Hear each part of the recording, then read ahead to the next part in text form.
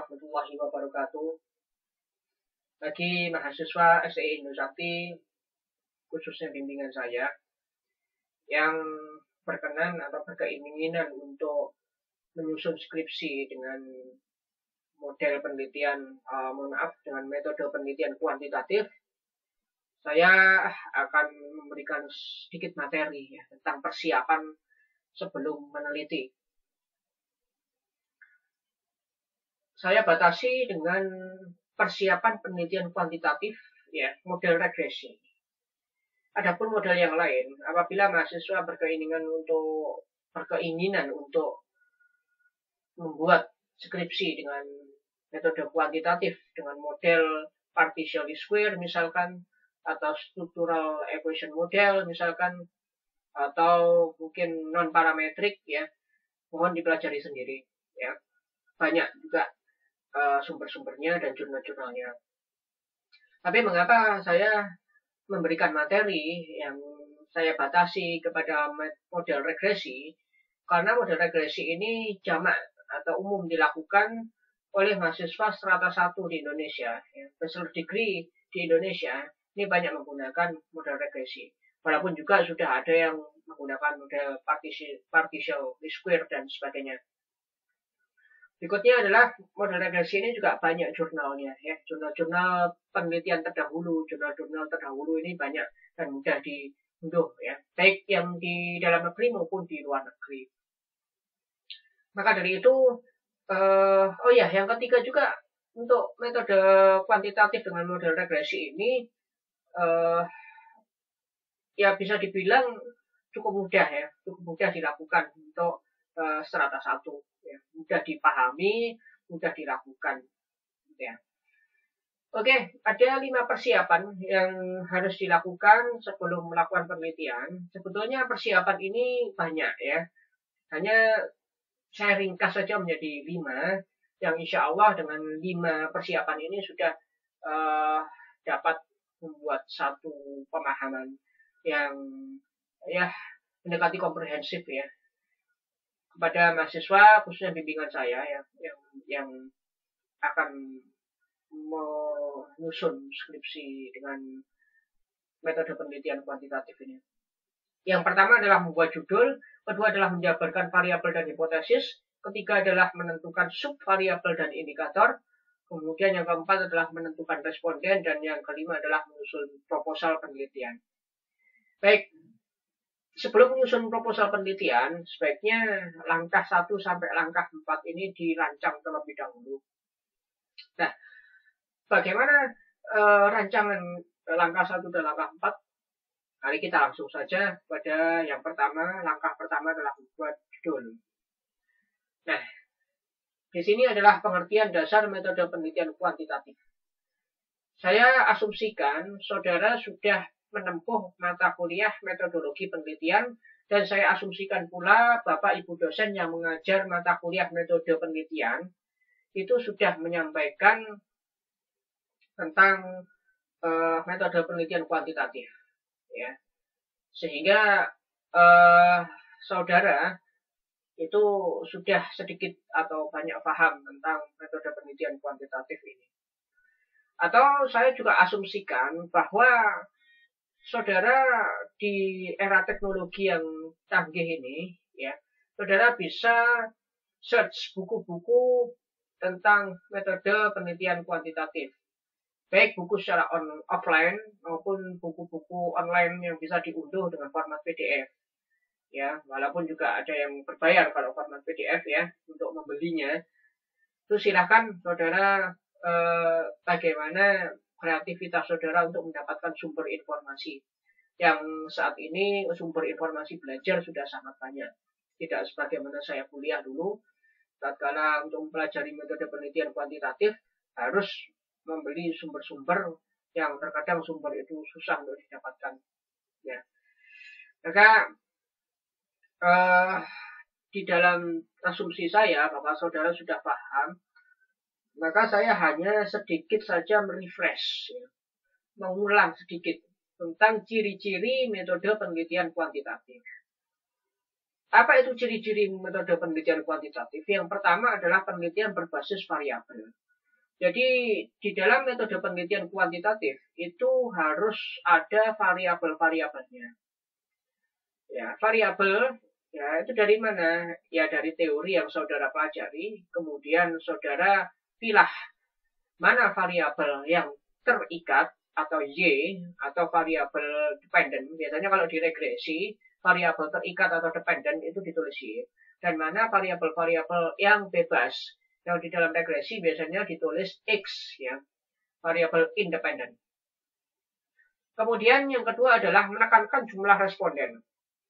Jadi semakin banyak ya responden yang diteliti, ya, atau kalau kita menggunakan populasi, nanti akan kita jelaskan masalah populasi dan sampling gitu ya. Apabila kita menentukan satu objek, di mana satu objek itu terdapat suatu populasi yang mana responden ini mendekati kesempurnaan populasi. Artinya, tatkala saudara melakukan sensus itu lebih bagus ya, tatkala saudara melakukan sensus. Tapi tatkala saudara harus melakukan sampling, gitu ya, mengambil sampel, maka semakin mendekati kepada arah populasi itu besar harapan kevalitan penelitian. Nah, berbeda dengan kualitatif. Kalau kualitatif kita menekankan adalah pendalaman informasi yang didapatkan. Dan dari informasi itu diteliti lagi sampai menemukan titik jenuh informasi, kemudian dianalisis. Tapi kuantitatif tidak seperti itu. Kuantitatif hanya melihat bagaimana hubungan antar variabel, sehingga di dalam melihat hubungan antar variabel perlu adanya berbasis jumlah responden. Maka dari itu jumlah responden ini biasanya hasil penelitian ya, hasil penelitian atau analisis penelitian ya, analisis penelitian kuantitatif ini adalah dianalisis menggunakan metode statistik karena memang lebih berbasis kepada angka-angka. Jadi kita membaca angka. Ya.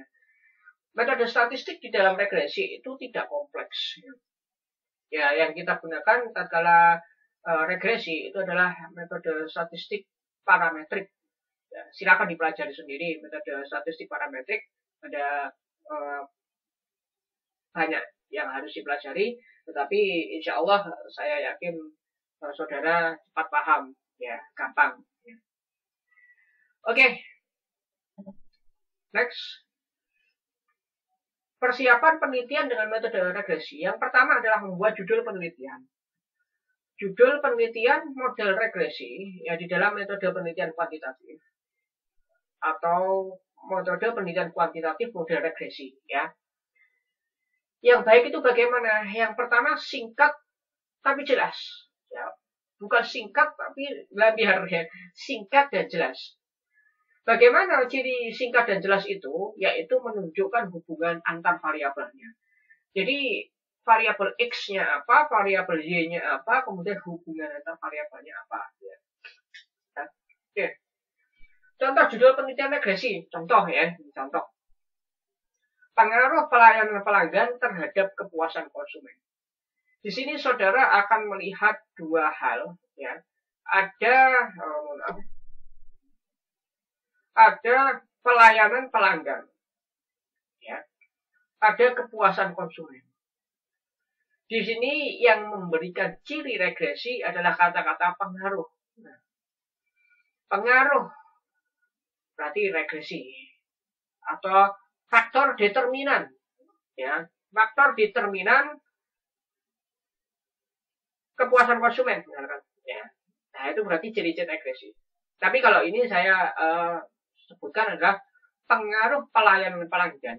Pelayanan pelanggan ini sebagai variabel independen atau biasa disebut variabel bebas dengan simbol X ya, terhadap kepuasan konsumen.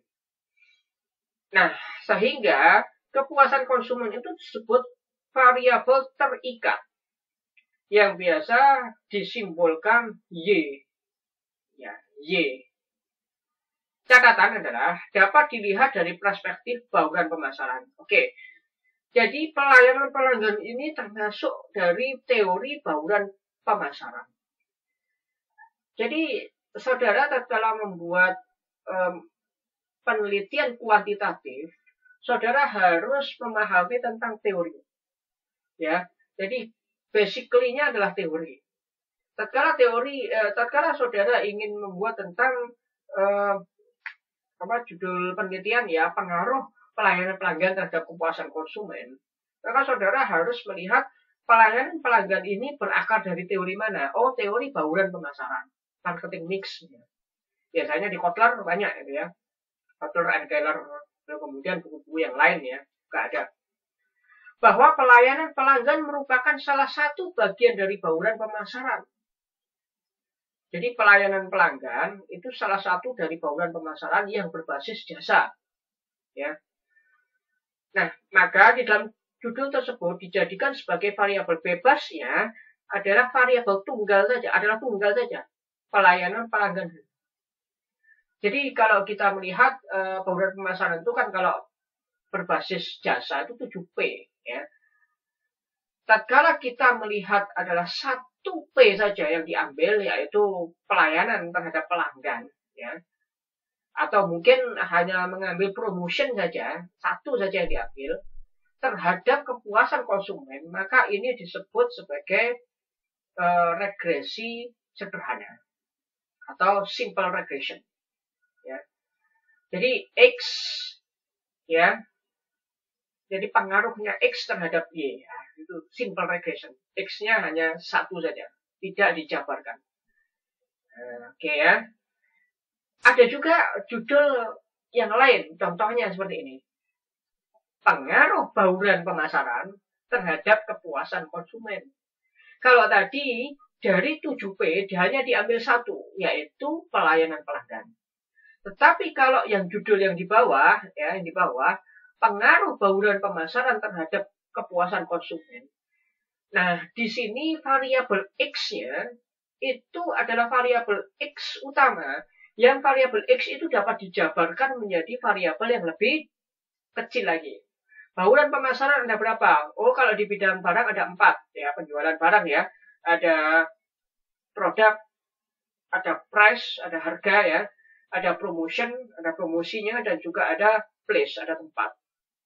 Kemudian kalau di bidang jasa ada physical evidence, ya, ada pelayanan, gitu kan ya. Lalu kemudian juga variabel-variabel itu yang dijadikan sub daripada bauran pemasaran itu tadi. Ya, maka dari itu ini yang disebut sebagai multiple regression. Ya, hati-hati dengan kata multivariat. Kalau multivariat itu Y-nya yang banyak. Tapi kalau regresi kita nggak bahas multivariat. Ya, ada beberapa tulisan yang membahas tentang multivariat. Apa itu multivariat? Y-nya yang banyak, variabel dependennya yang banyak. Tapi kita tidak membahas variabel dependen yang banyak. Variabel dependennya satu, Y-nya satu. Yang kita bahas adalah X-nya. Kalau X-nya satu, itu adalah simple regression. Kalau X-nya banyak, itu adalah multiple regression. Ya. X-nya banyak bagaimana? Nah, judulnya tetap bauran pemasaran. X, kepuasan konsumen, Y. Tetapi bauran pemasaran itu bisa dipecah menjadi 4 atau menjadi 7. Dari 7 pun, dari pemasaran bidang jasa pun, ya kan? Dari 7. Saudara bisa mengambil hanya 2, hanya 3 boleh. Ya, atau dari 4 saudara hanya mengambil produk and price saja boleh, nggak boleh.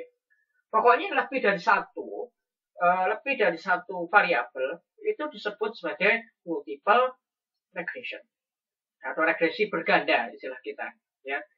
Nah, tetapi kalau yang pertama ini pelayanan pelanggan itu tidak bisa dipecah lagi. Ya, pelayanan pelanggan itu tidak bisa dipecah lagi menjadi variabel yang lebih kecil, subvariabel. Tapi bisa dilihat indikatornya. Apa itu indikator? Nanti kita akan melihat. Ya, ini masih penubuhan judul. Jadi makanya teman-teman mahasiswa kemarin itu saya minta ya di grup, tolong sebelum membuat penelitian kuantitatif, tolong rancang judul. ya, kemudian saudara rancang judul, kemudian konsultasikan dengan saya. Karena judul ini adalah sangat penting sekali. Sebelum saudara merancang judul, saudara juga harus memahami tentang teorinya. SDM contohnya. Contoh misalkan saudara akan meneliti, kalau misalkan simple regression gimana, gitu ya, regresi sederhana. Ya, pengaruh gaji terhadap kinerja, ya boleh. Tapi apabila itu multiple regression gimana? Ya pengaruh kompensasi terhadap kinerja. Kompensasi ada gaji, tunjangan, bonus. 3 sudah variabelnya, ya kan? Oke. Itu juga ya masalah keuangan dan lain sebagainya. Kemudian yang kedua adalah menjabarkan variabel dan hipotesis. Oke. Menjabarkan variabel dan membuat hipotesis. Bagaimana cara menjabarkan untuk variabel dan membuat hipotesis? Begini. Tadi saudara sudah memahami tentang simple regression dan multiple regression. Regresi sederhana atau regresi tunggal ya, dan juga regresi berganda. Di mana regresi sederhana itu X berpengaruh terhadap Y, di mana X-nya di mana X-nya itu kita ganti dengan pelayanan pelanggan. Terus sebaliknya ya, pelayanan pelanggan kita substitusikan menjadi X. X ini apa? X ini variabel independen, variabel bebas. Kepuasan konsumen itu apa? Ya, kita substitusikan menjadi Y. Y itu apa? Y itu adalah variabel dependen, variabel terikat. Karena X-nya 1, hanya pelayanan pelanggan, ya, ini adalah salah satu dari bauran pemasaran yang 7 itu kalau di bidang jasa. Maka karena tidak bisa dipecah menjadi subvariabel, maka di sini X-nya 1, Y-nya 1, maka di sini disebut sebagai simple regression. Ya. Jadi bagaimana menentukan hipotesisnya? Hipotesisnya ya 1, hipotesisnya 1. Yaitu terdapat pengaruh. Ya, ada pengaruh. Jadi kan tadi judulnya kalau kita lihat kembali, nah ini judulnya kan pengaruh pelayanan pelanggan terhadap kepuasan konsumen. Maka untuk hipotesanya adalah ya bahwa X ini berpengaruh terhadap Y. Ya, hipotesa harus positif. Ya, X berpengaruh terhadap Y. Ya, sehingga ada H1. H1-nya adalah atau HA-nya adalah X berpengaruh terhadap Y. Nah, H0 itu penolakan. Artinya tidak ada pengaruh. X tidak ada pengaruh dari Y.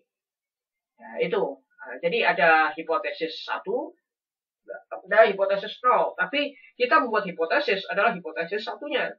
Nah, itu yang akan kita teliti. Nah, maka di sini adalah terdapat satu hipotesis saja, yaitu pelayanan pelanggan berpengaruh terhadap kepuasan pelanggan. Lalu kemudian yang bawah gimana? Multiple regression ini. Untuk multiple regression, ya, ini dari X. Tadi kan judulnya adalah pengaruh bauran pemasaran terhadap kepuasan konsumen. Kebetulan, atau enggak kebetulan, memang saya rancang ya. Saya rancang bahwa untuk dimisalkan, X-nya ini adalah saudara ingin meneliti perusahaan di bidang barang. Contoh produknya adalah handphone, mobil, motor, laptop, rumah, atau apalah yang terkait dengan bidang barang. Maka di sini adalah 4P. Jadi bauran pemasaran, jadi pengaruh bauran pemasaran terhadap kepuasan konsumen. Bauran pemasaran itu adalah dilihat dari, dijabarkan lagi menjadi 4. Yang pertama X1 adalah produk. Ya. Produk ini dari tadi begini. Dari tadi kan X ke Y. X-nya dipecah lagi di sini. Karena bauran pemasaran. Ya, bauran pemasaran. Bauran pemasaran dipecah 4. Ya, karena di bidang barang. Yang pertama adalah produk. Produk kita substitusikan X1. Ya. Kemudian harga kita substitusikan X2. Promosi kita substitusikan X3 dan tempat kita substitusikan X4. Berarti produk, harga, promosi, dan tempat ini adalah variabel independen yang kita harapkan akan mempengaruhi kepuasan konsumen. Bagaimana produk HP, ya, katakanlah misalkan produk HP merek A, katakanlah. Bagaimana produk HP A ini kita harapkan mampu mempengaruhi kepuasan konsumen. Semakin bagus produknya, maka semakin puas konsumennya. Semakin produk itu mendekati manfaat, maka semakin puas konsumennya. Nah, itu yang kita harapkan kan begitu. Jadi untuk produk harga promosi, contoh ya harga ya, semakin harganya itu adalah murah gitu ya, semakin konsumen itu ingin membeli, puas ya di dalam membeli. Nah, itu yang kita teliti gitu loh.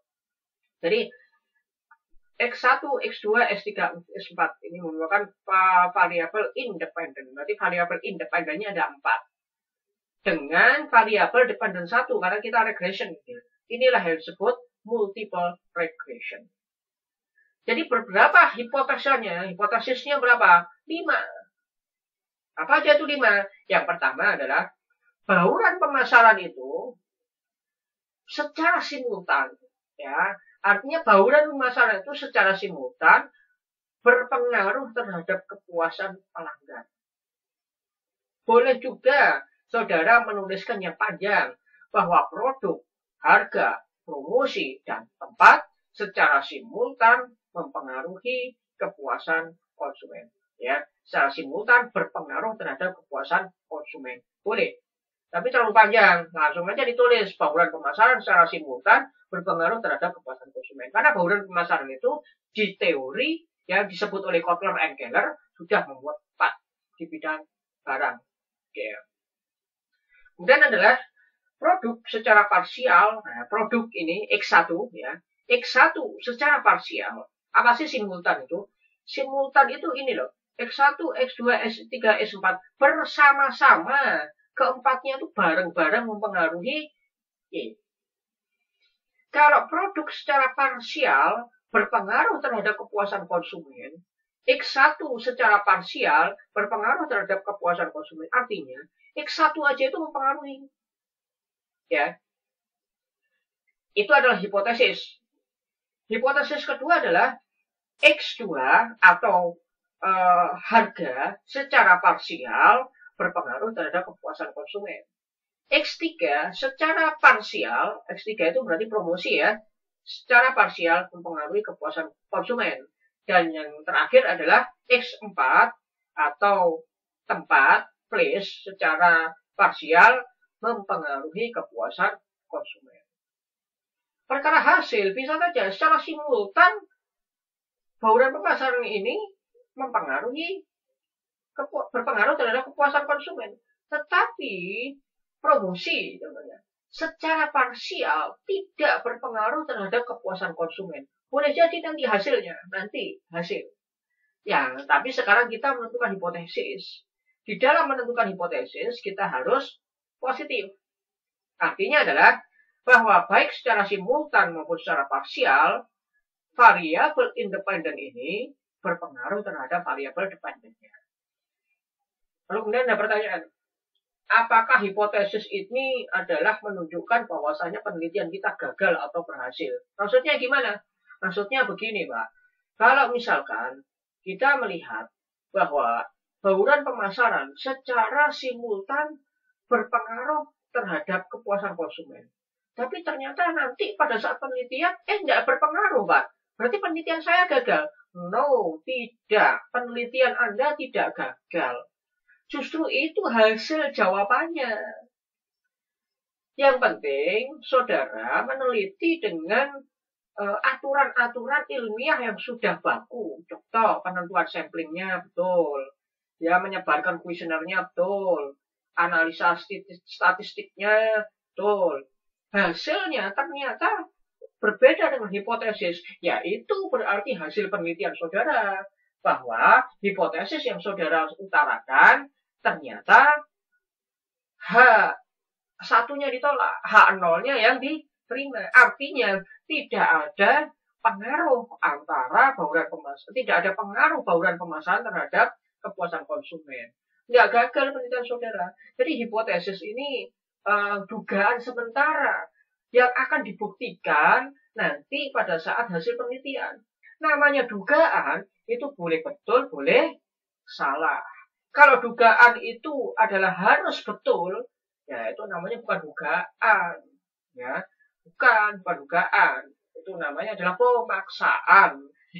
Di dalam penelitian itu hipotesis itu wajar kalau nanti hasilnya tidak sama, ya. Jadi tentukan hipotesis seperti ini, ya. Nanti kita diskusi lah, ya. Ini hanya materi aja, saya sampaikan materi dan pengalaman-pengalaman yang pernah baik pada saat saya kuliah maupun pada saat saya membimbing. Ada saja teman-teman mahasiswa maupun mahasiswa bimbingan saya, ya, yang juga khawatir akan hipotesis tidak sama dengan hasil, ya.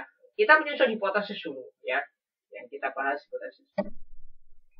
Nah, ini berikutnya adalah setelah tadi adalah menentukan, menjabarkan variabel dan membuat hipotesis, maka kita coba klik menu dulu, ya. Nah, baru tadi menjabarkan variabel dan hipotesis, baru menentukan subvariabel dan indikator. Subvariabel ditentukan tatkala di judul hanya menjabarkan secara simpel dari teori pokok. Yaitu tadi, bauran pemasaran. Simpel kan? Simpel. Tetapi secara teori, bauran pemasaran memiliki X1, X2, X3, X4. Ya, untuk barang. Dan 7P untuk jasa. Tapi tatkala misalkan itu adalah promotion aja. Nah, promotion ada nggak bagian-bagiannya? Ya, nggak ada. Kalau dalam teori, bauran pemasaran, ya promotion itu bauran pemasaran kan gitu. Ya.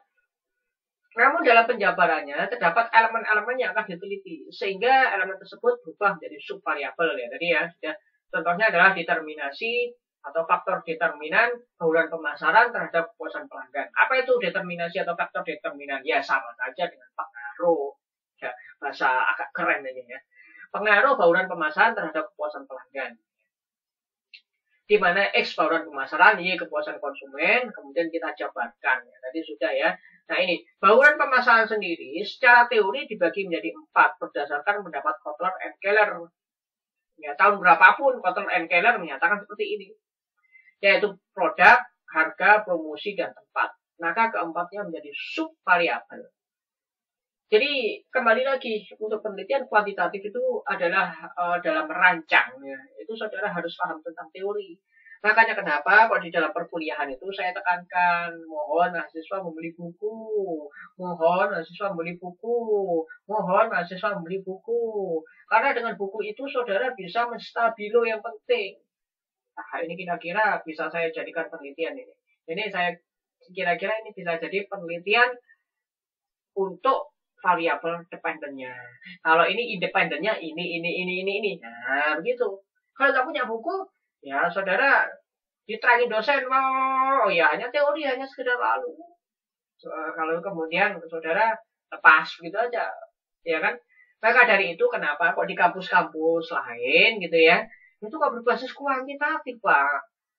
Ya, di kampus kita R&D, ya nggak apa-apa sebetulnya, itu kan berbasis pengembangan.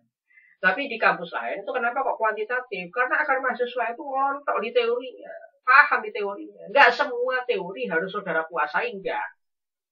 Ya, makanya dari itu ada kan fokus, ya, kuliah itu fokus, gitu kan, ada linearitas, gitu kan. Kalau misalkan manajemen, ya linearitasnya ke manajemen atau paling tidak satu atap, satu payung, gitu, ya. Ekonomi ya ekonomi. Gitu. Itu akan supaya fokus di dalam satu ilmunya. Gitu. Walaupun boleh mempelajari ilmu yang lain, boleh. Tetapi fokus pada satu bidang ilmu ya penting. Maka dari itu saudara perlu adanya pemahaman tentang teori. Gitu, ya. Ini kebetulan teori yang saya rancang adalah, ya qadarullah, ya, teori yang saya rancang adalah teori tentang bauran pemasaran. Gitu, ya. Teori SDM bagaimana? Ya silakan dipelajari. Teori keuangan bagaimana? Pelajari juga. Teori strategi, pelajari juga. Ya. Teori produksi atau operasional pelajari juga. Dan juga operation research atau bisa juga TQM, Staff Quality Management. Ya kan? Pengaruh host of quality terhadap apa gitu, ya. Host quality dibagi lagi. Kemudian manajemen strategi misalkan. Pengaruh balance scorecard terhadap apa gitu, ya kan. Oke, itu ya. Kemudian agar ini aja. Agar judul tidak terlalu panjang, maka dalam judul biasanya ditulis grand variabelnya saja. Contoh, determinasi atau pengaruh bauran pemasaran terhadap kepuasan pelanggan. Judulnya itu kan singkat, padat, jelas. Ya, boleh nggak kalau misalkan dijabarkan Pak judulnya? Bagaimana dijabarkannya? Contoh kayak gini, pengaruh produk, promosi, harga dan tempat terhadap kepuasan pelanggan. Jawabannya adalah boleh, boleh saja. Tapi ada yang simpel, kenapa kok ditulis yang panjang lebar kan gitu, ya kan? Oke, ya boleh saja. Kalau bolehnya boleh. Gitu ya. Lalu kemudian begini, di dalam X1, contohnya aja di sini adalah X1 tadi produk ya. Di dalam produk, ya itu kalau kita jabarkan lagi, ada yang namanya indikator. Indikator itu juga ditentukan melalui teori. Nah, ini ada bauran pemasaran. Bauran pemasaran dijabarkan menjadi subvariabel, jadi bauran pemasaran yang sudah kita sebutkan. Produk, price, promotion, and place. Di dalam produk itu ada komponen-komponen di mana komponen itu dapat menunjukkan seberapa tingkat produk itu disukai oleh konsumen. Oh, agak sedikit pilek ini. Alergi debu. Tadi barusan bersih-bersih. Ya, sehat insya Allah. Nah, kena corona ya, nggak demam saya. Nggak demam. Ya, hanya sedikit pilek aja. Jadi di sini X1 ya produk itu memiliki indikator. Di mana indikator itu dapat menunjukkan ya, dapat menunjukkan seberapa konsumen itu seberapa kuat tingkat keinginan dia untuk membeli produk itu. Seberapa ya ibaratnya begini. Di dalam produk, bauran pemasaran produk, ya, semakin produk itu mendekati manfaat, ya secara teori kan begitu, semakin produk itu mendekati manfaat, maka diharapkan konsumen itu menjadi puas. Nah, ini merupakan indikatornya. Ya. Oke ya, kita baca aja. Ya nanti kalau misalkan kita diskusi lah di secara offline atau online gitu ya. Semisal dalam bauran pemasaran subvariabel produk ya, ada yang ingin peneliti ketahui tentang produk yang dapat mempengaruhi kepuasan konsumen itu apa gitu loh maksudnya. Maka dicari teori tentang produk. Cari lagi teori tentang produk. Ada. Jadi saudara melihat grand design-nya itu adalah bauran pemasaran. Dicari tentang teori bauran pemasaran. Oh, kalau di bidang barang ada 4 tak? Ya. Lalu kemudian ada produk, ada harga, ada tempat, ya. Lalu kemudian juga ada promosi, Pak. Oke. Nah, kemudian apa ya, Pak ya? Teori agar produk itu ya agar kita bisa tahu konsumen ini menyenangi produk itu bagaimana? Coba dipelajari tentang teori produk. Ternyata setelah dipelajari tentang teori produk, ya, ketemu ini ada teori yang disampaikan Asauri tahun 2011 bahwa ya produk itu akan disenangi oleh konsumen tatkala produk itu dijual melalui atau berbasis strategi. Nah, strategi produk apa yang itu dapat memikat konsumen? Yang pertama adalah merek dagang. Nah, saya nggak menjelaskan teori pemasaran ya. Kalau menjelaskan teori pemasaran ya monggo nanti di mata kuliah marketing ya. Merek dagang. Ya. Kemudian ada pada kemasan. Ya. Kemasannya bagus sama kemasannya hanya dibungkus kertas misalkan. Makanan ya, kuliner makanan. Atau mungkin HP, sama laptop sama laptopnya dibungkus kemasannya bagus, elegan gitu. Sama kemasannya hanya sekedar dibungkus kardus coklat ya gimana coba ya kan. Kemudian kualitas. Nah, bagaimana kualitas ini juga menentukan. Kemudian pelayanan dan bauran produk. Oh, berarti ada merek dagang, 1, 2 kemasan, 3 kualitas, 4 pelayanan, dan bauran produk 5. Maka saudara ingin teliti yang mana? Saya ingin teliti 5-5-nya Pak. Boleh nggak? Boleh, boleh sekali. Saya nggak cukup Pak 5. Saya ingin meneliti 3 saja. Apa itu? Merek dagang, kualitas, dan pelayanan. Boleh nggak Pak? Boleh. Karena apa? Karena saudara ingin mengetahui dari bauran pemasaran produk ini yang diketahui, yang ingin diketahui pengaruhnya terhadap Y memang adalah merek dagang, kualitas, dan pelayanan. Itu aja. Yang lainnya saudara nggak ingin ketahui, boleh silahkan.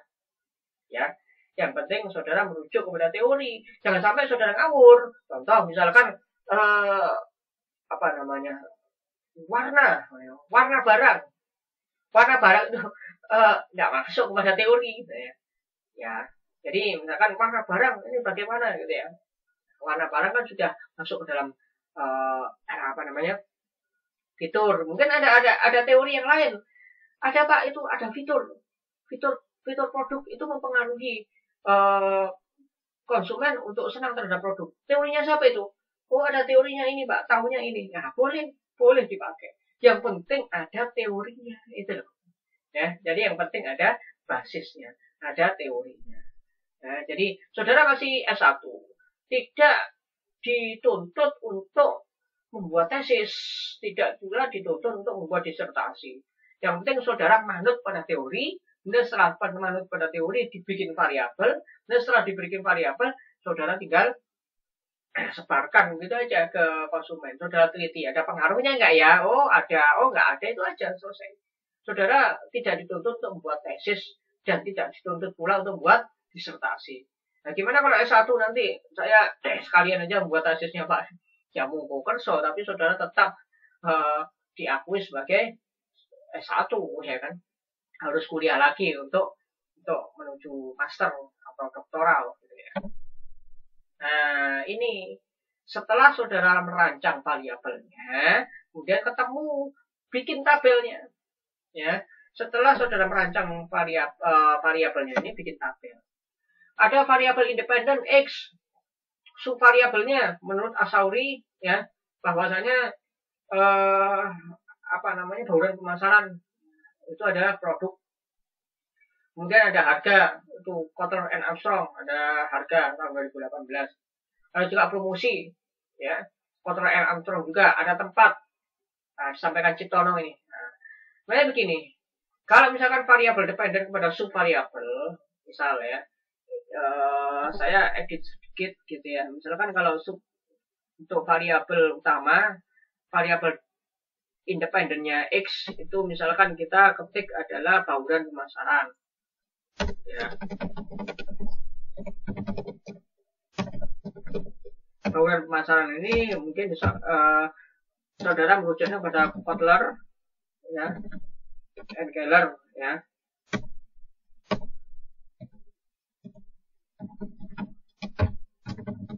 Ya, misalkan 2011 atau tahun terbaru boleh.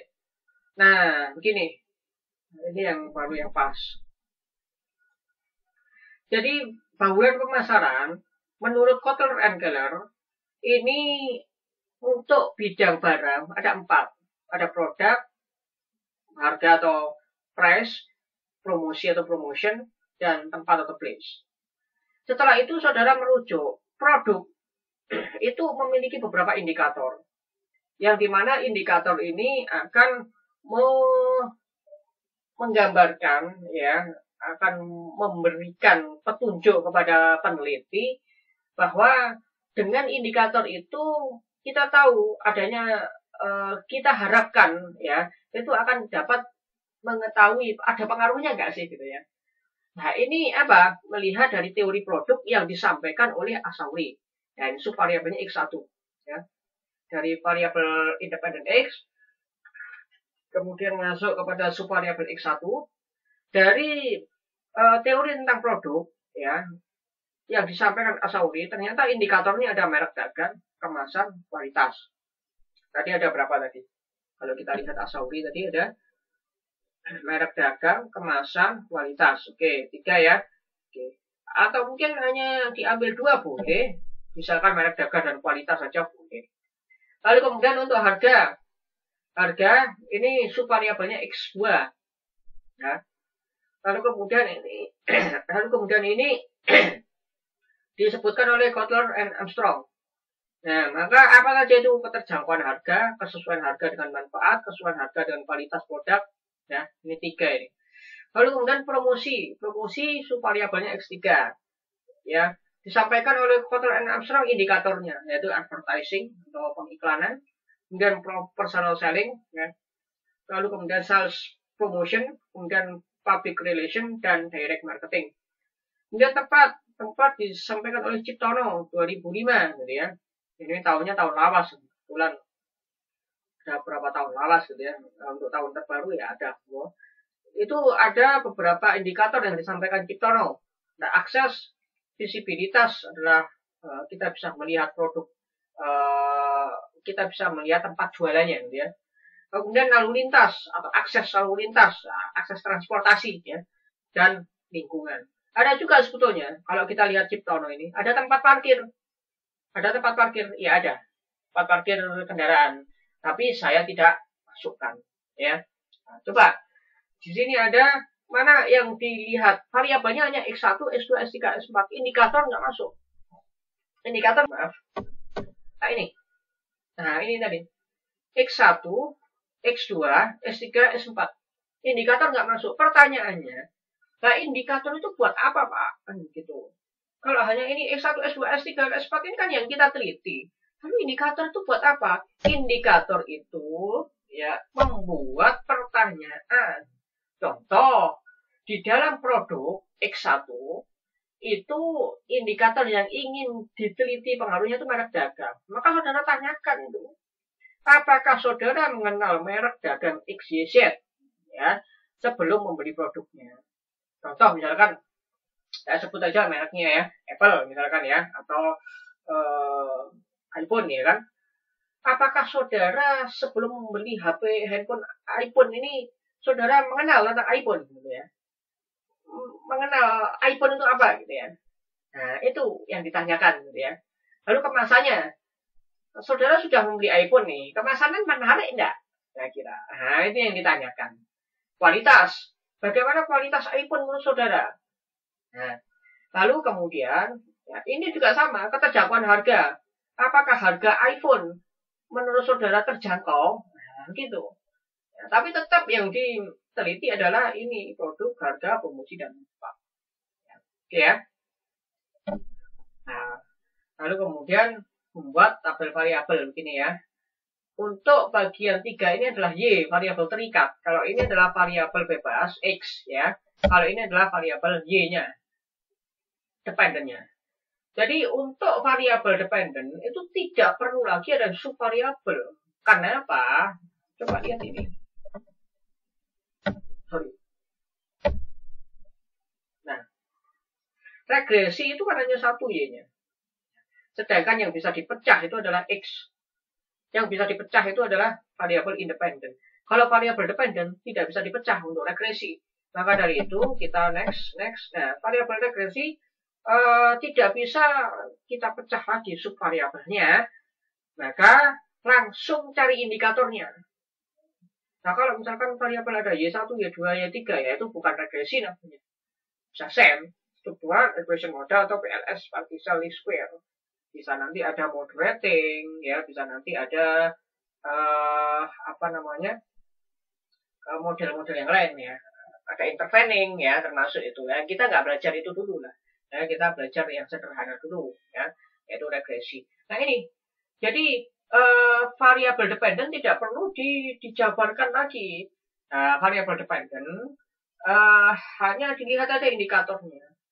Dari teori kepuasan pelanggan yang disampaikan oleh Irawan tahun 2008, bahwa indikator dari kepuasan pelanggan itu adalah yang pertama perasaan puas, yang kedua adalah selalu memberi produk, keinginan ya, keinginan untuk selalu memberi produk. Kalau misalkan HP-nya rusak, bikin iPhone lagi, gitu kan, atau apa-apa mereknya adalah iPhone. Pokoknya kalau nggak lambangnya Apple Pro nggak mau kayak gitu ya.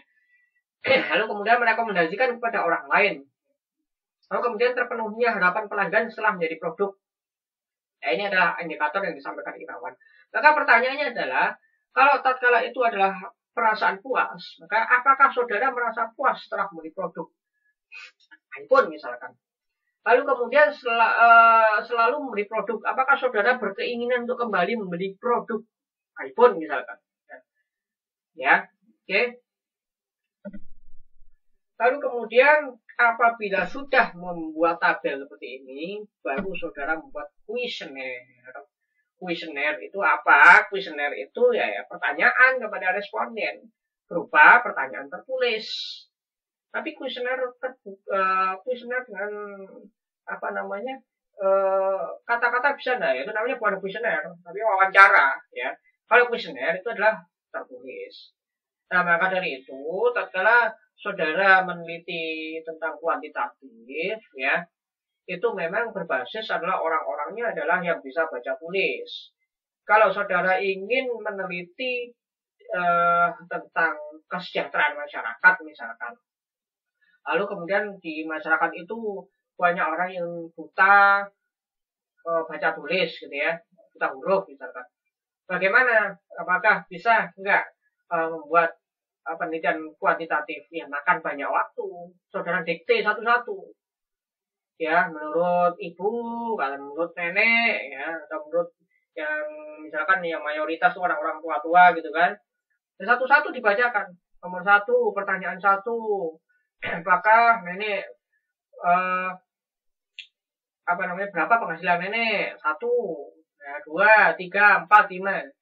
Maka dari itu kalau berbasis di wilayah masyarakat yang buta huruf, kita penelitiannya adalah kualitatif, itu yang lebih pas. Kalau kuantitatif itu adalah yang sudah melek huruf, ya sudah bisa baca tulis, sudah bisa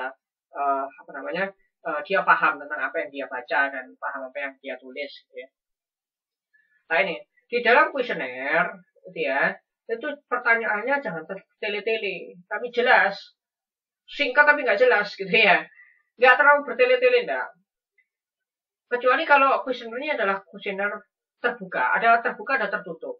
Nah, biasanya kalau kuantitatif itu, kalau regresi itu adalah kuesionernya adalah bersifat tertutup. Angket kuesionernya, angket itu yang disebar itu loh. Angket kuesionernya itu bersifat tertutup biasanya. Adapun terbuka adalah untuk menjelaskan analisisnya. Contoh misalkan pertanyaan ini, apakah saudara merasa puas setelah membeli produk XYZ? Lalu kemudian di bawahnya, mengapa saudara merasa puas? Berarti ini peneliti akan menggabungkan antara penelitian metode kuantitatif dengan kualitatif.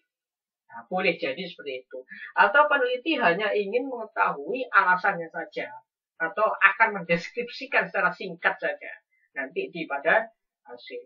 Tapi biasanya angket kuesioner untuk kuantitatif, ya khususnya regresi ini adalah tertutup.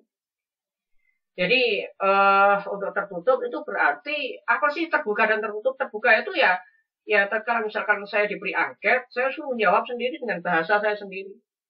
Mengapa saudara puas terhadap produk iPhone misalkan? Ya saya nulis sendiri. Tapi tatkala itu tertutup, maka saudara harus membuat jawabannya.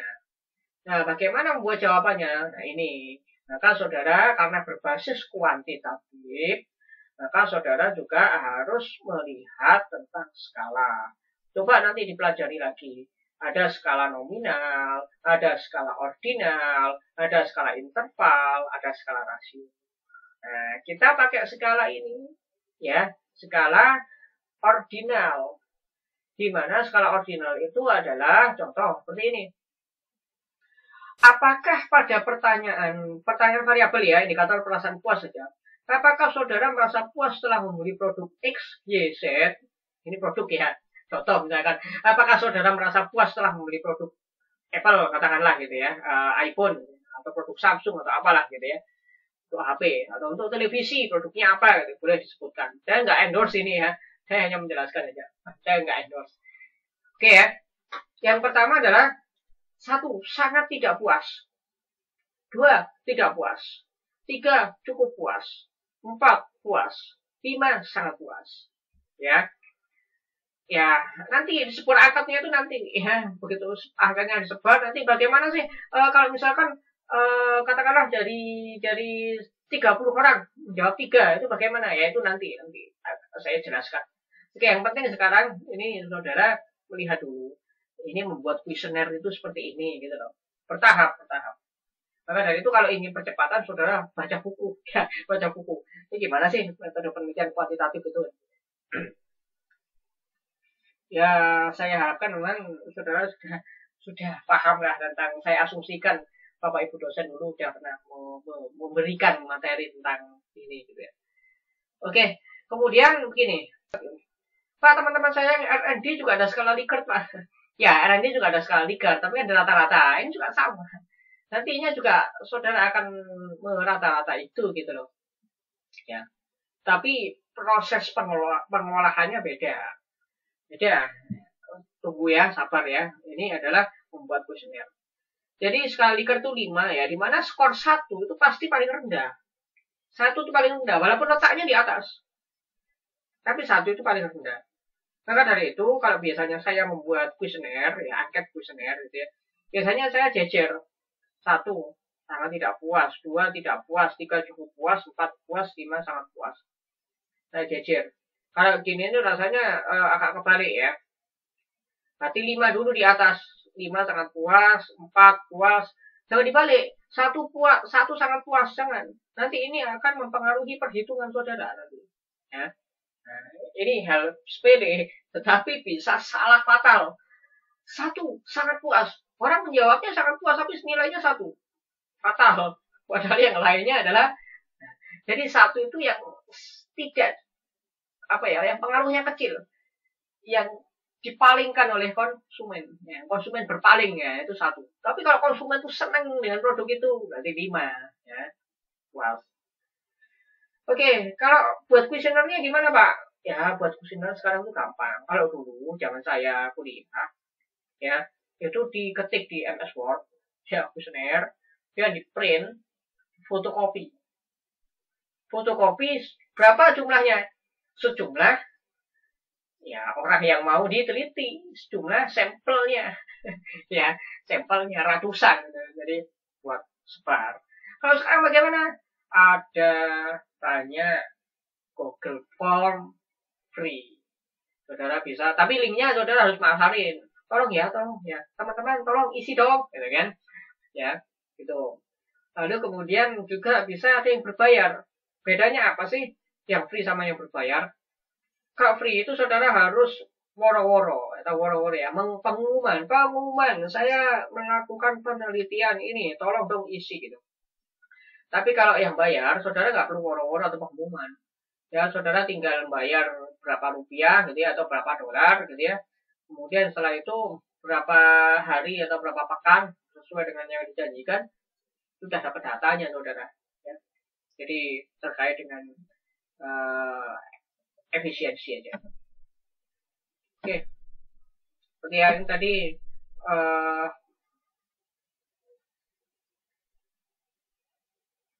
ya, ini tadi sudah menentukan variabel dan menentukan subvariabel dan indikator. Sekarang menentukan responden. Responden adalah menentukan objek. Objek ini sudah saudara tentukan jauh-jauh hari sebelum menentukan judul. Saya ingin meneliti di PT ABC ya. Ya, saya ingin meneliti kesejahteraan masyarakat Kota Malang. Kota Malang itu objeknya, PT ABC itu objeknya. Saya ingin meneliti tentang tadi kan iPhone ya. Saya ingin meneliti tentang konsumen iPhone. Nah, objeknya adalah konsumennya pengguna HP iPhone. Ya, pengguna HP iPhone. Oke ya. Itu sudah direncanakan ya, sebelum membuat pertanyaan-pertanyaan tadi sudah harus tahu objeknya. Yang kedua adalah harus mengetahui populasi. Harus tahu populasinya. Kalau ini ingin pakai random sampling ya. Jadi ya nanti kita belum ke arah sampling. Jadi kita harus tahu populasi. Ini adalah yang lebih pas kalau menurut saya. Jadi populasi adalah keseluruhan jumlah anggota yang akan diteliti dalam objek yang ditentukan. Semisal peneliti akan mengetahui tentang pengaruh pendapatan terhadap kesejahteraan masyarakat Kota Malang, maka populasinya adalah seluruh masyarakat Kota Malang yang telah memiliki pendapatan. Ya, baik itu lulusan SD, lulusan SMP, lulusan SMA, lulusan S1, S2, S3 dari berbagai kalangan manapun yang sudah bekerja atau yang sudah memiliki pendapatan, entah itu berwirausaha atau pekerja ya pokoknya yang sudah memiliki pendapatan, itu yang saudara teliti. Ya. Itu yang saudara teliti kalau penelitiannya berbasis populasi atau berbasis sensus gitu ya. Jadi katakanlah begini, saudara ingin meneliti tentang pengaruh bauran pemasaran ya produk apalah gitu ya terhadap kepuasan konsumen di STI Indosakti. Nah, berarti STI Indosakti itu adalah objeknya. Jadi populasinya adalah ya mereka yang memiliki produk itu. Katakanlah berapa populasinya? Dari sekian mahasiswa Indosakti yang memiliki produk itu katakanlah 100 ya, itu 100 itu ya yang jadikan populasi. Lalu kemudian langkah ketiga yang merupakan langkah terakhir adalah menentukan sampel. Sampel ini adalah satu bagian dari keseluruhan serta karakteristik yang dimiliki oleh populasi. Nah kan tadi pertanyaannya apa? Kalau misalkan saya pakai populasi aja, nggak mau saya menentukan sampel, boleh nggak? Ya boleh amat. Ya siapa yang larang gitu ya. Tapi sekali lagi, saudara itu kan terbatas waktu, terbatas biaya. Nah sekarang kalau misalkan judulnya adalah pengaruh pendapatan terhadap kesejahteraan masyarakat Kota Malang, maka saudara akan melakukan sensus di seluruh warga Malang yang sudah memiliki pendapatan. Ya nggak lulus saudara, nggak lulus ya. Saudara buat sampelnya. Ya ibarat dari padi itu ya, padi itu yang saudara panen, katakanlah panennya 4 hektar gitu ya. Kemudian padi itu kan buahnya. Ya, saudara teliti satu-satu ya sampai saudara mati ya, saudara nggak bisa selesai itu ya melihat ini padi ini jelek atau tidak gitu ya.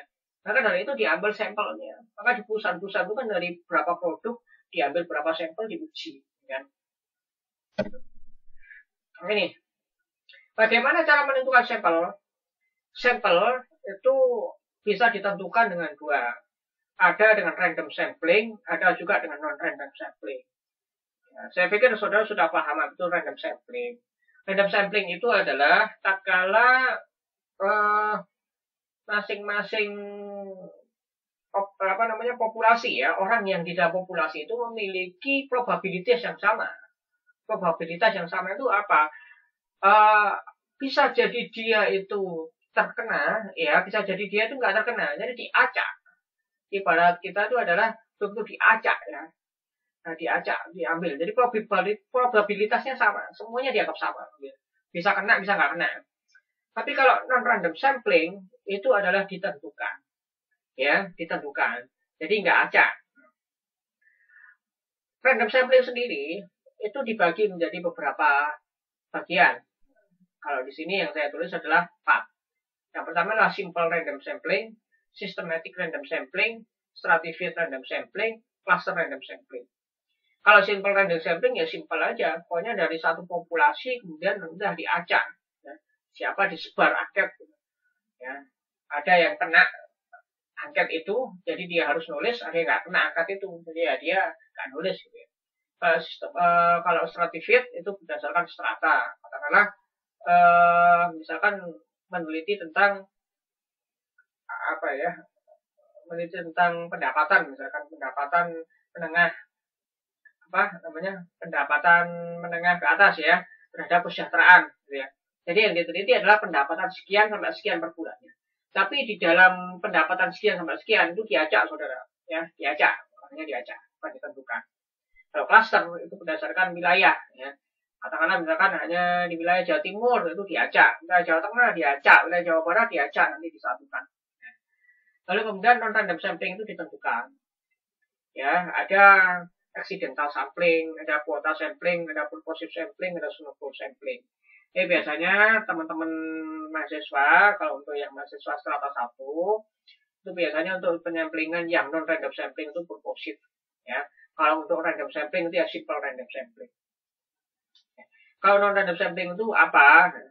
Kita lihat kalau samplingnya itu sampling kecil atau sampling terbatas. Sampling terbatas itu adalah sampling populasinya diketahui. Katakanlah populasi diketahui itu adalah contoh misal mahasiswa Indosakti ya yang menggunakan produk ABC ya, ABC kecap ya atau apalah SCZ gitu ya, yang menggunakan produk SCZ. Jadi saya tahu yang menggunakan produk ini kalau dipopulasikan ya itu apa namanya sejumlah 100 orang. Nah, itu adalah populasi, ya, itu sistematik random sampling. Jadi dari seluruh mahasiswa Indosakti nggak semuanya diambil ya. Yang memiliki produk itu diambil kemudian diacak, sebar secara acak. Tapi kalau itu objeknya adalah mahasiswa Indosakti, populasinya berapa? Katakanlah populasinya adalah 1.000 orang gitu ya, 1.000 orang mahasiswa Indosakti. Maka saudara bisa dilakukan penyamplingan, katakanlah diambil sekian ratus orang dan disebar angket. Jadi diketahui bahwasanya populasi mahasiswa Indosakti 1.000 ketahui. Tapi terkadang nggak diketahui. Contoh misalkan pengaruh katakanlah faktor determinasi pelanggan KAI ya, Kereta Api Indonesia terhadap pelayanan jasa perjalanan kereta api Indonesia, misalkan seperti itu. Nah, kita kan nggak ngerti itu orang-orang yang menggunakan jasa kereta api itu berapa, nggak ngerti, sangat susah sekali. Maka biasanya dicari adalah purposive sampling. Ya, purposive sampling itu apa? Oh, dilihat saja yang biasanya yang naik kereta api pada satu bulan ini aja udah. 1 bulan, katakanlah ini bulan Agustus 2020 yang naik kereta api berapa orang, itu yang disurvei. Atau bisa jadi yang ditentukan sudah bulan Agustus 2020, yang ditentukan bukan hanya itu saja, tapi juga dengan syarat usia. Usianya katakanlah yang bisa membeli tiket 17 tahun ke atas katakanlah. Berarti orang-orang yang naik pada bulan Agustus 2020 berumur 17 tahun ke atas, itu yang diambil. Ya, jadi seperti itu ya. Nah, ini menentukan sampel, ya, menentukan sampel dengan rumus sampel penelitian Slovin. Slovin itu adalah untuk mengambil sampel menggunakan survei. Nah, survei itu apa ya? Survei tadi sebar angket, ya, sebar kuesioner itu survei. Di mana rumus Slovin ini apabila n itu populasi ya, n besar itu populasi, n kecil itu sampel. Nah, ini lambang ya, harus saudara ketahui juga. Jadi di mana jumlah N populasi itu diketahui atau terbatas. Maka sampel minimal yang diketahui dengan rumus. Jadi ada minimalnya. Ya, ada minimalnya. Gimana gini. N sama dengan populasi dibagi 1 ditambah populasi dikali nilai besar kesalahan kuadrat. Ini bagaimana Pak? Ya nanti sebentar. Nanti ada slide lagi. Bagaimana kalau N populasinya tak hingga seperti tadi itu, pelanggan kereta api yang naik kereta api itu tadi. Maka sampel tidak dapat dilakukan dengan non-random sampling. Jadi harus disampling sesuai dengan kebutuhan. Ada rumusnya juga, gitu ya. Ada minimalnya juga. Ya. Coba saudara cari, gitu ya. Nah, biasanya kalau misalkan yang saudara ingin 100, gitu ya, atau ingin berapa, ya silakan. Tapi coba dicari lagi teorinya kalau untuk sampel tak hingga. Ya. Tapi kalau saya melihat teorinya sampel tak hingga itu tidak bisa menggunakan random sampling ya dengan bagian-bagiannya tadi. Nah ini menentukan sampel minimum ya dengan contoh kasus populasi terbatas menggunakan rumus Slovin. Contoh ini ya. Misalkan populasi pengguna motor merek EFG di Kota Malang sebanyak 350 orang. Dan saudara kesusahan untuk mensensus 350 orang ini. Ya, biaya dan juga waktu tak cukup. Maka, saudara sebagai mahasiswa ingin melakukan penelitian mengenai tingkat kepuasan pelanggan terhadap produk motor tersebut. Ayo, apa ini? multiple regression atau simple regression. Kepuasan pelanggan simple regression, ya. Jadi saudara akan ingin mengetahui kepuasan pelanggan. Ya, ini kalau dalam bauran pemasaran, ya, kepuasan pelanggan terhadap produk modal tersebut, ya. Ia akan melakukan survei dengan besaran kesalahan yang diinginkan adalah hanya 5% saja. Jadi untuk margin of error semakin kecil, maka semakin besar jumlah yang harus saudara survei. Ya, semakin besar margin of error, semakin kecil jumlah yang harus saudara survei. Nah, kalau begitu margin errornya saya minta aja Pak, jangan 5% Pak. Gimana kalau margin of errornya 50%? Yo, penelitian saudara nggak valid nanti. Ya kan? Namanya error itu kalau bisa dibuang. Tapi nggak mungkin. Di dalam penelitian itu pasti ada dummy. Dummy itu ada apa ya, kalau istilah nongko itu orang dummy nih gitu ya. Kalau orang Jawa itu kan gitu. Nangka itu ada dummy-nya. Orang dummy nih, dummy itu sesuatu yang dibuang, sesuatu yang nggak bisa dimakan gitu loh. Artinya error. Kalau di dalam bahasa Inggris ya dummy gitu ya, dummy. Ya, jadi error. Itu kalau bisa diperkecil. Gimana kalau misalkan nggak 5% Pak? Gimana kalau misalkan itu 3%? Ya boleh aja. Coba nanti dihitung. Berapa kalau 3%? Ya. Kenapa kok menggunakan 5%? Karena biasanya 5% itu jamak digunakan. Ya, 5% atau 10% itu jamak digunakan. Tetapi 10% jarang karena 10% terlalu besar. Maka dari itu 5%. Kalau kurang dari 5% kesusahan.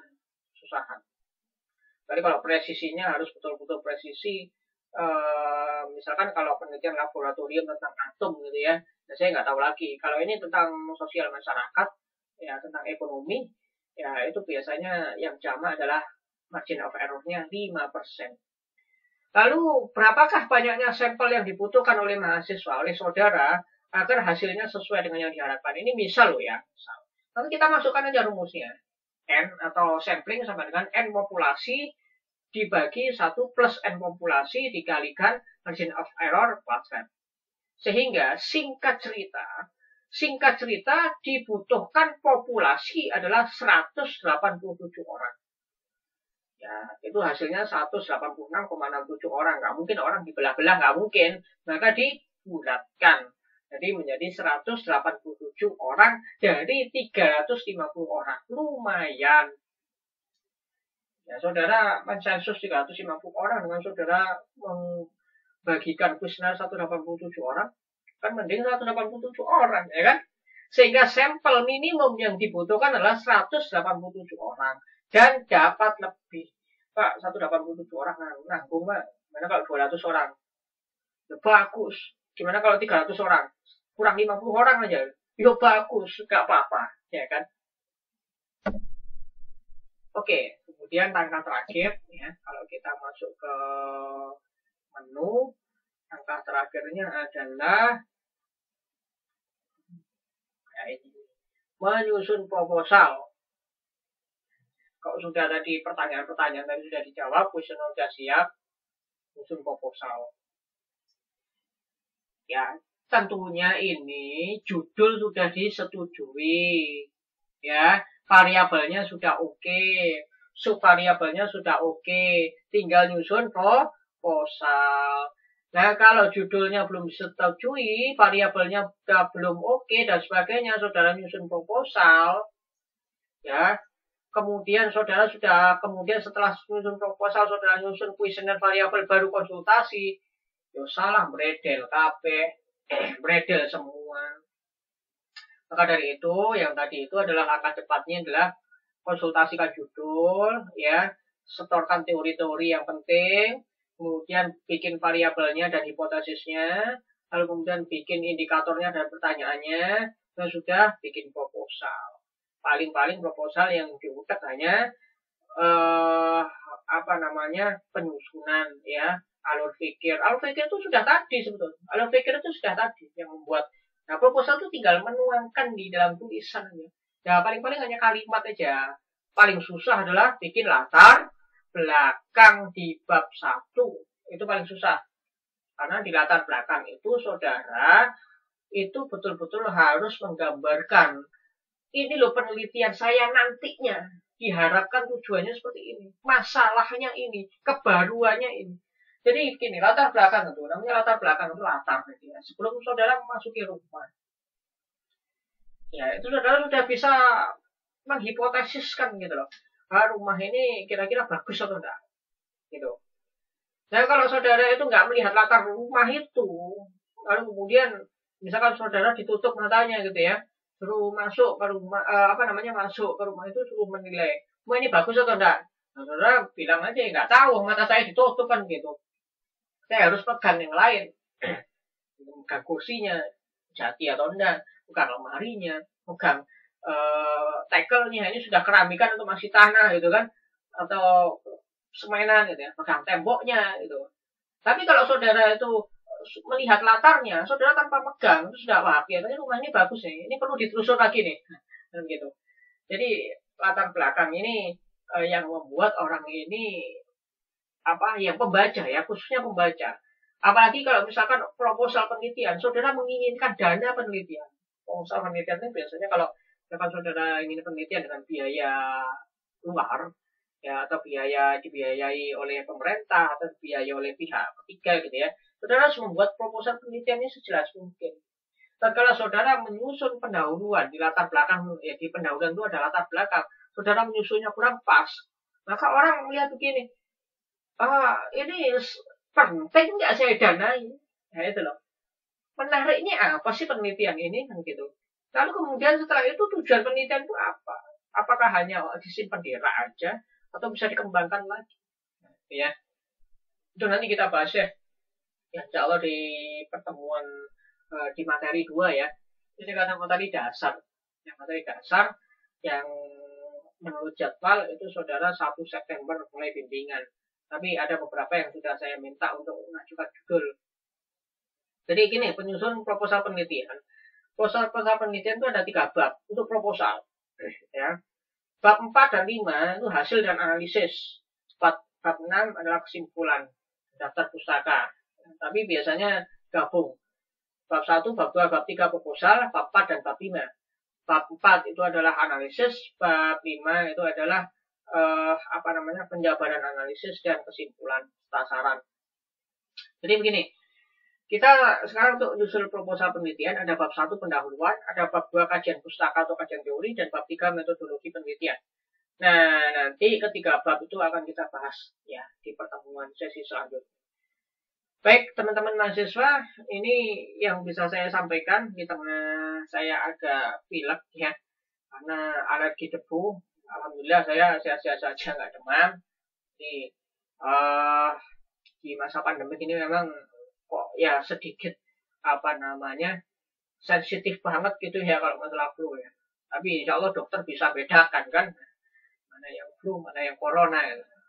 Saya alhamdulillah nggak demam sehingga di tengah waktu saya menyiapkan materi ajar. Kalau dulu materi ajar saya hanya pendahuluan saja. Untuk inti-inti saya serahkan kepada mahasiswa agar mahasiswa nanti presentasi. Kalau sekarang mahasiswa yang buat, saya yang buat gitu. Jadi karena saya nggak mungkin menjelaskan sebagaimana di kelas gitu. Jadi di tengah-tengah kesibukan saya ingin memberikan materi ini karena banyak dari teman-teman mahasiswa Indosakti, khususnya bimbingan saya yang masih meraba-raba ya kuantitatif itu seperti apa. Bahkan kemarin itu ada teman-teman yang ingin kuantitatif, saya ingin kuantitatif tapi gak paham sama sekali apa itu penelitian kuantitatif. Gitu. Ya, jadi ini loh gambaran penelitian kuantitatif itu seperti ini. Baik, demikian dari saya ya. Nanti apabila ada yang ingin didiskusikan, silakan dengan menggunakan online boleh, ya, offline boleh, ya. Apalagi di masa pandemi ini, ya silakan. Kalau offline, saya boleh-boleh saja ke rumah, ya. Protokol kesehatan, ya, tolong diterapkan, ya. Hand sanitizer, pakai masker. Tapi kalau saya biasanya masker perlu dilepas. Kalau di rumah saya hanya duduknya agak jauhan dan bicaranya agak keras ya, karena saya agak kurang responsif terhadap suara, sehingga saya minta saudara untuk mengeraskan suara. Kalau pakai masker susah melihat gerakan mulutnya itu ya. Jadi saya lepas maskernya, kita agak jauhan duduknya. Kalau misalkan itu bimbingannya selepas asar gitu ya, maghrib ke atas, bisa janjian di media ya. Boleh di Zoom, boleh Google Meet, boleh Google Duo ya, boleh. Nah, silakan. Baik, demikian yang bisa saya sampaikan. Mohon maaf kalau materinya panjang dan lama gitu ya. Mungkin saudara melihat YouTube saya tuh sambil ngantuk-ngantuk, bosan, ya skip aja, yang nggak penting. Yang penting-penting aja yang saudara dengarkan. Tapi susahnya Pak, kalau saya skip yang justru yang penting itu ke skip, yang nggak penting malah saya dengarkan. Ya itulah pentingnya sabar boleh ilmu. Ya, sabar boleh ilmu, sabar menuntut ilmu. Ya, orang sabar diberi barokah insyaallah. Demikian, kurang lebihnya mohon maaf. Assalamualaikum warahmatullahi wabarakatuh. Semoga memahami.